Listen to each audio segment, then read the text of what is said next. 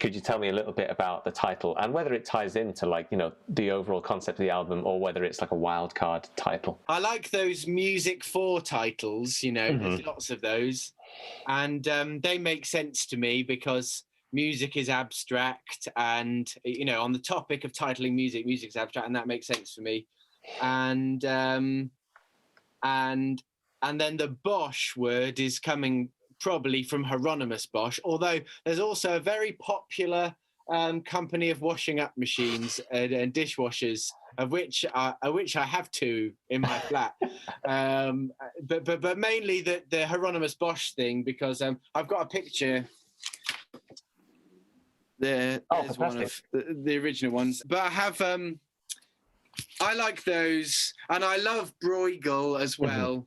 And also I often use them as a way to get into my music for people who wouldn't necessarily know how to get into my music. And I like these the idea of a big tapestry picture of everyday life, but also like in Bruegel, but in Bosch you get loads of fantasy. And what are these pink things here? These, you know, that's crazy. You don't get them in every middle-aged village. And they look like they're crazy. They look like space-age neogenitalia from the future of giant monsters the size of a planet. I love the idea that making a piece of music is like building a little world or a big world. I like that as well. And hilariously, I've also got this fake Bosch poster in another room, but I thought I just bought it as a poster, and it took me ages to find out what painting it was. It looked nice, but it was just some cheap collage of all of Bosch's best bits. And also music for Bosch people. Well, it also sounds like music for posh people as well, which is a bugbear about the culture of classical music.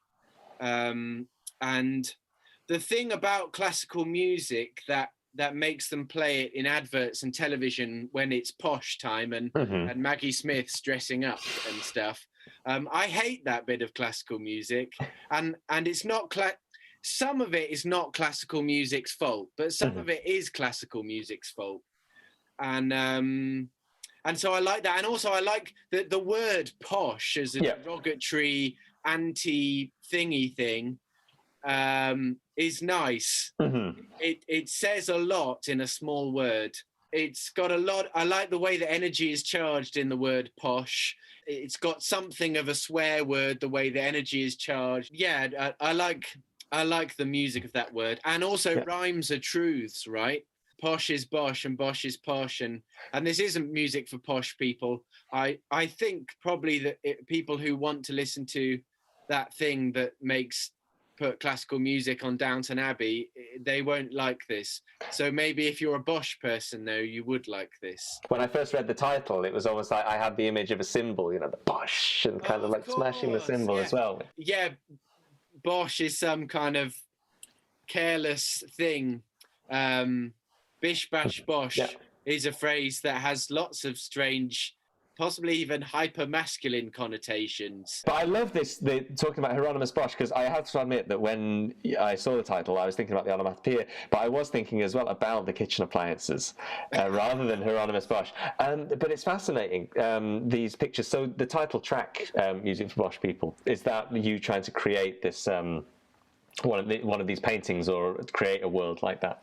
The title definitely came afterwards, and I'm not trying to describe a painting specifically, but yes, in that I find paintings helpful. I find lots of painting analogies helpful for me anyway. Also in the process, because I have this very naive image of a painter, you know, in the studio in his dungarees or her dungarees, slapping paint all over the place. I wish I was doing that. But I'm not. But I'm pretending I am because it looks a bit more dry visually what I'm doing. But I have those paintings are meaningful to me, and maybe yeah, for more broadly, I am trying to do something like that, especially in a new music landscape. Lots of musics. I like loads of musics, and but I feel there's not so much that's really incorporating. Well, I don't want to say this self-righteously because this isn't how I think about music, but I think my music, I am trying to incorporate lots of different aspects of society that are not represented often in especially new music, but also modern art, like children and laughter and less sex and all these other things. It does seem to be like a kind of a taboo even now about, like, you know, joy in music, and like, yeah, everything has to be serious. Well, the best pieces of art have got humor in them, and they do represent lots of things, like, and Shakespeare's a nice example.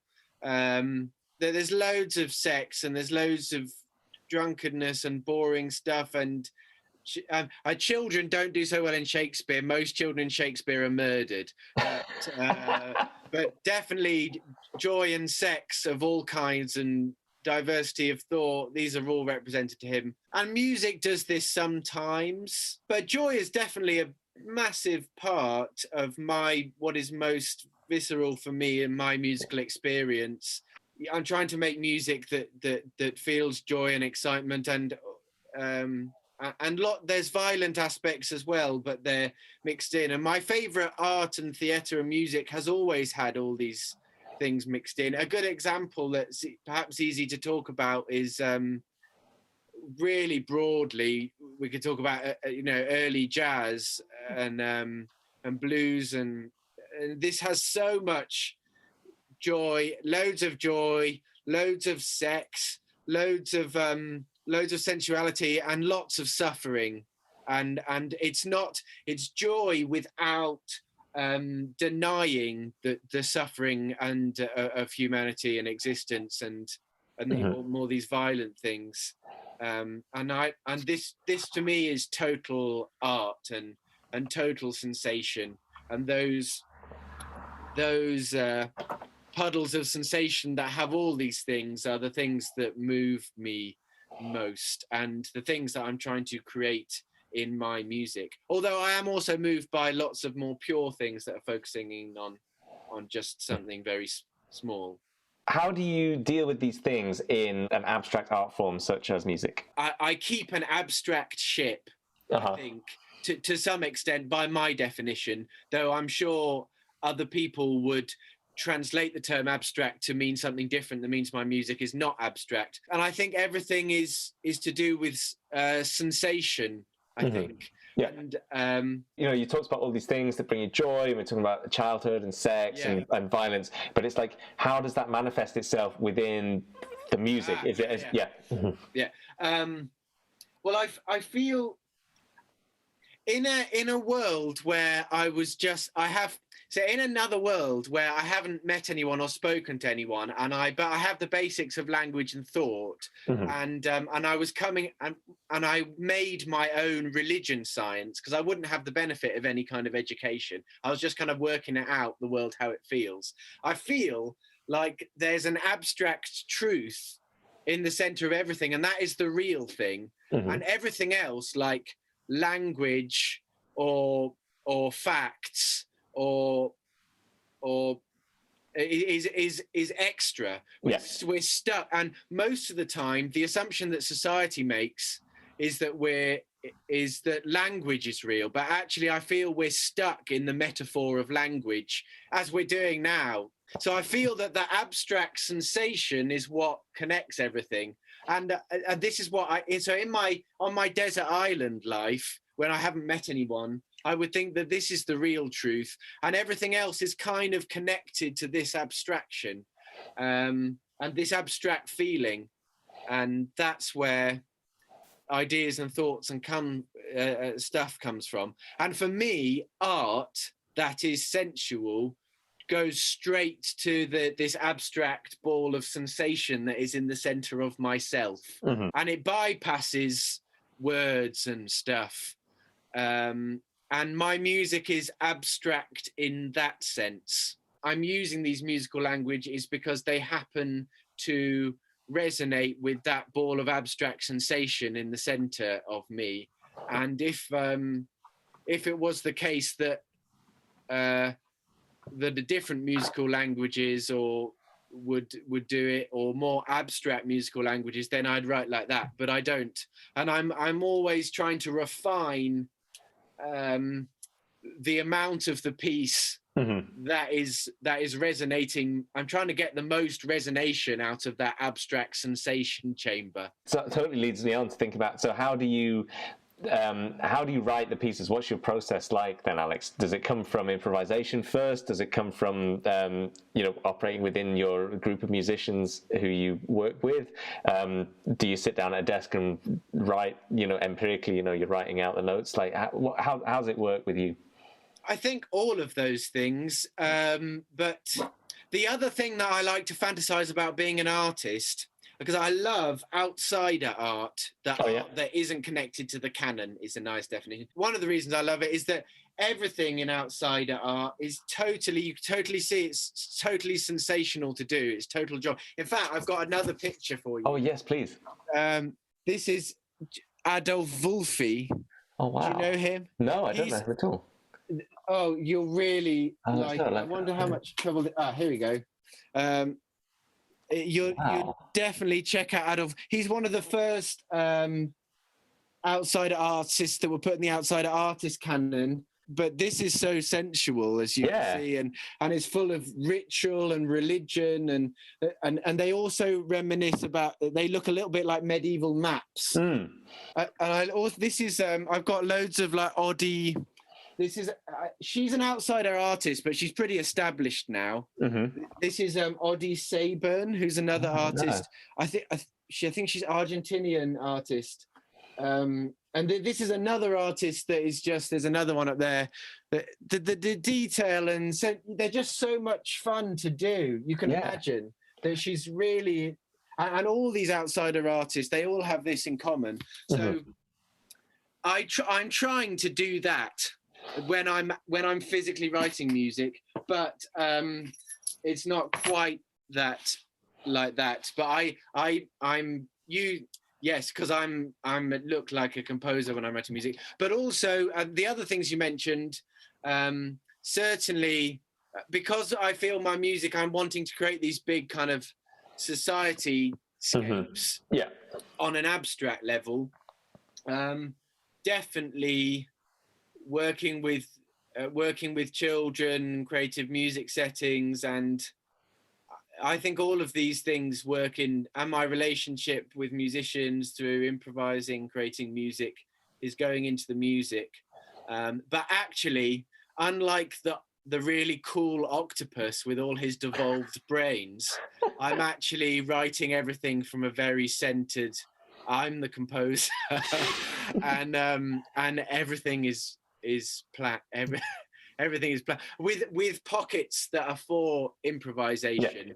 Well, let's talk about the improvisation, because it's fascinating to see inside your head, Alex, metaphorically, and see, because all of this stuff with the visuals. It's funny because it's like, you talked about this, like, language is this barrier, and it's about the feeling, but it's just like seeing you talk about it, hearing you talk about it, and getting this tour of like your world, it feels like it's opening up another experience of the music. Have you always been an improvising musician? Did that come later? Did that come first? Like, how has that then played into your life and like played into the music that you write? The trombone, it was really my lifeline as a teenager, I think, and I'm in my development, and I didn't have so much exposure to contemporary music till I was about 17 or 18. So I was really into jazz. Yeah. And I had got hold of some exposure to educative scenarios that meant I could learn on that route. So I started studying as jazz trombone as an undergrad. And I always wanted to be creative. The trombone is so much a part of me. It's a physical embodiment of what I do. And Yeah, it's almost like a partner or a boyfriend. Yeah. It's about the same height as me, and it has a similar. The same height as me. It has a comparable vocal range, and an oral fixation, and so I like all these things, and yeah, and there's something about my first notch of having a voice as a trombone player was playing like really fucking loud. Yeah. The first thing I did as a creative trombone player that was different from other people was playing the kind of blues licks really with loads of grit and dirt and stuff. It never makes sense to me to play the trombone in any other way other than improvising, although I'm working on that. And for me, the purpose of most of my improvisation is just another composition technique. It's all about the product and what it sounds like, and it's a different way to achieve what it is I want to do. But I also respect and engage and do a lot of other types of improvising, and I love being able to relate to people and have a musical relationship with people with improvising, and that influences my music in a secondary way. But most of mainly explicitly it's a process, but I'm really interested in when other people are improvising. There are a few improvised solos from other people. I really like their voices as improvisers. I like that I like their compositional voices and their distinctiveness and creativity as musicians. But on the other hand, I have a very precise idea of what the music should sound like, so I write bubbles for them to exist in, and it's kind of like, to use my Hieronymus Bosch metaphor, it's like leaving a space in the picture where they can do their thing. So it's almost like you've got because I suppose those paintings were made in the medieval workshops, right? So it was that you'd have the sort of acolytes filling in well, not acolytes, what would they be? They'd be sort of filling it in, and then the master comes in and sort of corrects it or puts their finishing touch on, or like. Yeah, but they're only allowed to work on a bit of the piece. They're not allowed to go near everything else. And often Often I've been improvising as well. I've been my own acolytes, which suits my narcissism entirely. And I like, and they're so much fun. I love writing something where I can then go in and perform and continue the compositional process live. I tell children it's like making a picture that's magic and then stepping into it and being able to play. Well, in Bosch's case, with all the Neo Game Boy genitalia he's written, but something that works like that.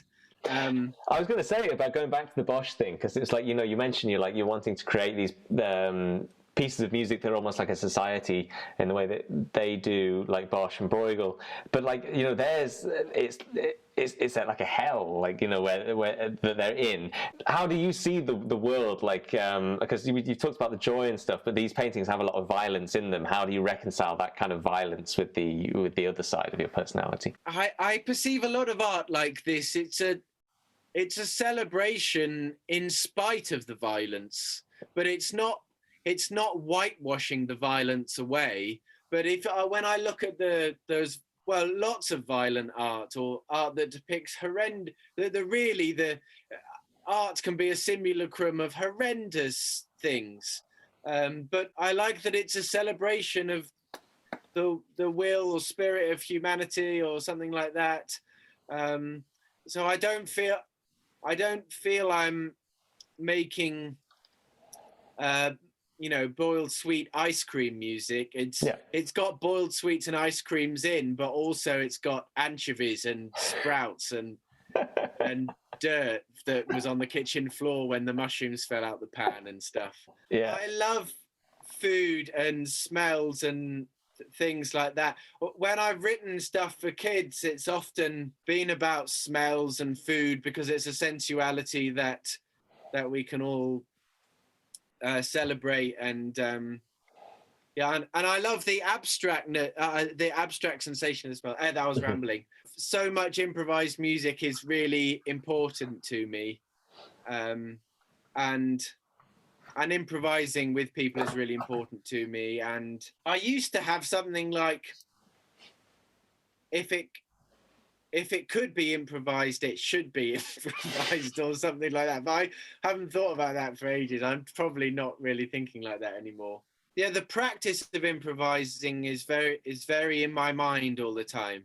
Because as a trombone player, I have to practice a fair few hours every day. Yeah.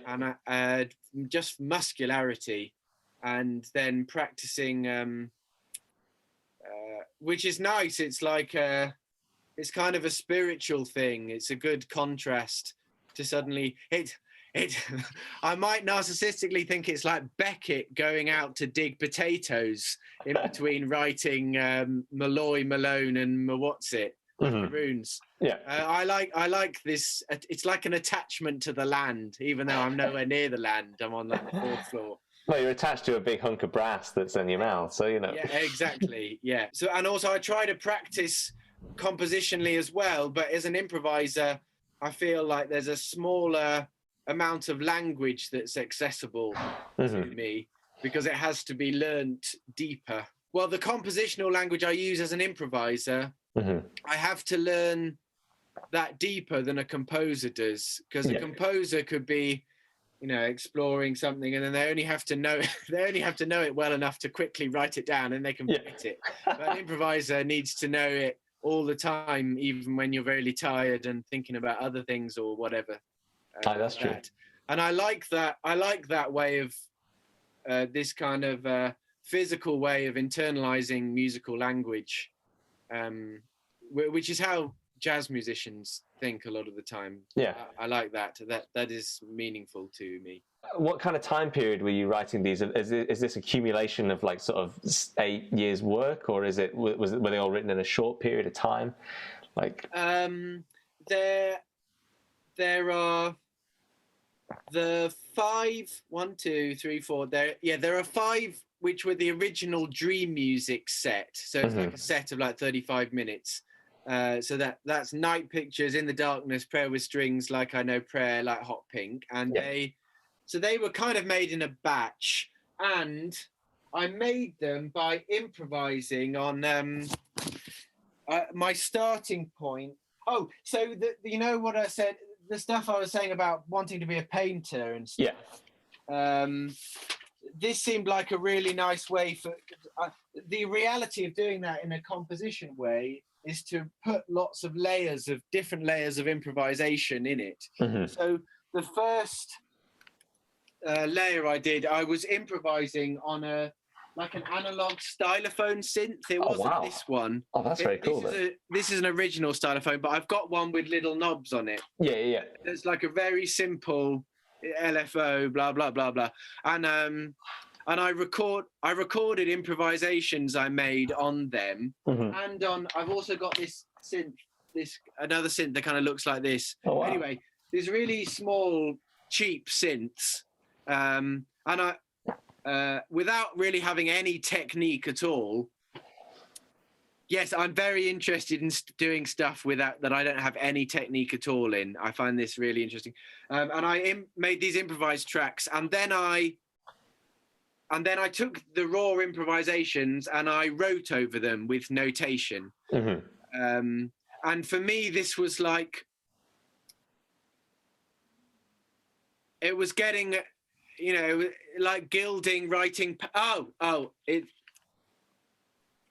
This is an outsider artist called, I've forgotten his name, Don DeJuan or something. But I like this because this is a nice image of imagining all that white noise and indeterminate electrical fudge, and then going over it with a pencil and finding patterns and flowers and faces and events and stuff. And that's kind of what I did with the notation. And then I also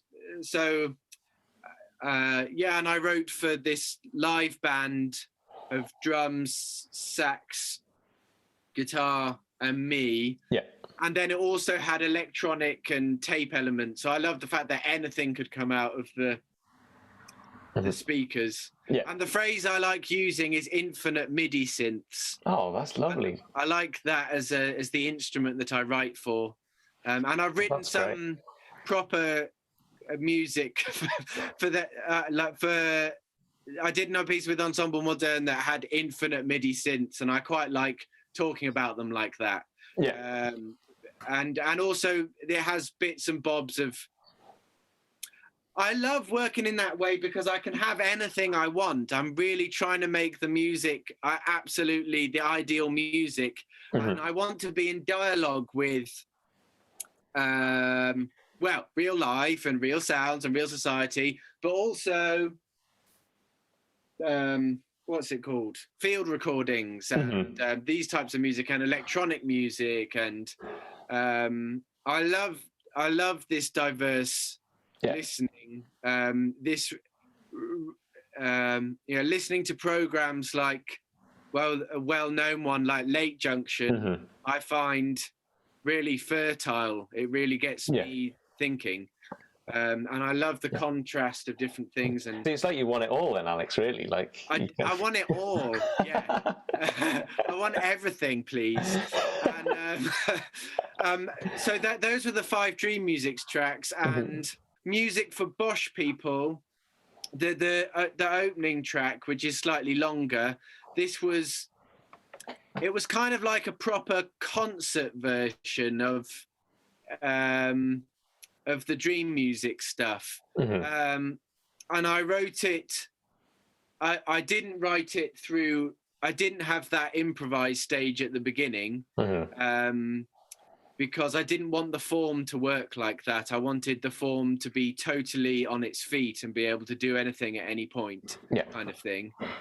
And it also, the Music for Bosch People has a double quartet. It's 2 Dream Musics quartets. Yeah. And were they superimposed on each other, or you drafted in extra players for the recording session? Well, the answer I'll give you as a total lie is that I've got extra players in for the recording session. But in reality, it was a mixture of both those things, actually. Okay. But and it's the most densest piece I'd written up to that point. And it was so much fun because I knew I could have everything. I didn't write. I wrote it totally. I wrote it for the recording. Yeah. So there was no. The Dream Music stuff was still. I had a degree of pragmatism about it. But the Bosch People music, I just wanted to make the sensual experience.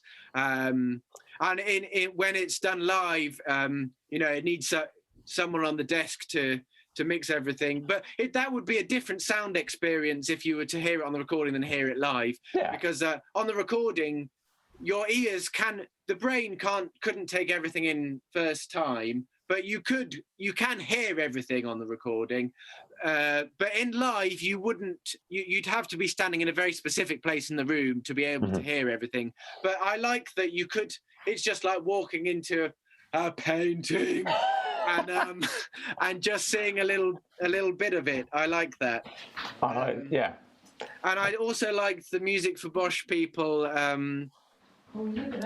Music for Bosch People, though I didn't write in a lump. I wrote it over about 1.5 years, very slowly in bits, whilst I was working on other stuff. I don't know whether I admit to this, maybe, but there's a kind of musical language that I'm using a lot in my music, which is kind of coming from, I think, like kind of granular synthesis, algorithmic bubbles. Yeah. But actually, I haven't actually written it like that. I've written every one of the notes on manuscript paper, which is just because I probably couldn't program a computer to do that. And also, I just like the sensuality of writing 1,000 notes in 15 seconds and choosing every one of those. And so I've done that with all of them, but especially in Music for Bosch People, because just like the outsider artists make these incredibly intricate paintings, and you can see, like here, you can the pencil lines are incredible, and you can see that they just enjoy the stroke of the pencil, and this is what I kind of like that with writing granular synthesis impressions. This is glorious, Alex. I mean, speaking to you just gives there's a richness there to the, get under the skin of it and see like what you were thinking and how it was made and all these associations. I think it's marvelous. Like,